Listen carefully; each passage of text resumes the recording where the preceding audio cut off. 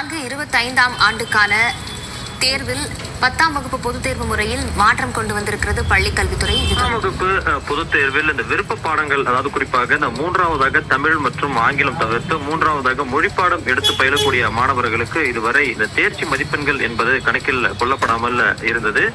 உச்சநீதிமன்றம் ஒரு தீர்ப்பை இந்த உருது அகாடமி சார்பில் தொடக்கப்பட்ட வழக்கில் வழங்கியிருக்கின்றது. அந்த அடிப்படையில் இனி 3ஆவதாக விருப்ப பாடம் எடுத்து பயிலக்கூடிய மாணவர்களுடைய அந்த மதிப்பெண்கள் தேர்ச்சி மதிப்பெண்ணாக கொள்ளப்படும் என்று தெரிவித்திருக்கின்றது. அதன்படி இனி 35 மதிப்பெண்கள் பெற்றால் அவர்கள் தேர்ச்சி கொள்ளப்படுவார்கள் என்று கருதப்படும். இதற்கு முன்னதாக அந்த விருப்ப பாடம் எடுத்து பயிலக்கூடிய மாணவர்களின் மதிப்பெண்கள் மதிப்பெண் சான்றிதழில் இடம்பெறும். அவர்கள் 35 மதிப்பெண்களுக்கு குறைவாக பெற்றிருந்தாலும் அவர்கள் தேர்ச்சி பெற்றவர்களாக கருதப்பட்டு வந்தனர். இனி வரக்கூடிய கல்வியாண்டுகளில் இந்த விருப்ப பாடத்தில் 35 மதிப்பெண்கள் எடுத்தால் மட்டுமே தேர்ச்சி என்கின்ற அந்த நடைமுறையை பள்ளிக்கல்வித்துறை தற்பொழுது அறிமுகப்படுத்தி இருக்கின்றது. தாய்மொழியாக கொண்ட மாணவர்களை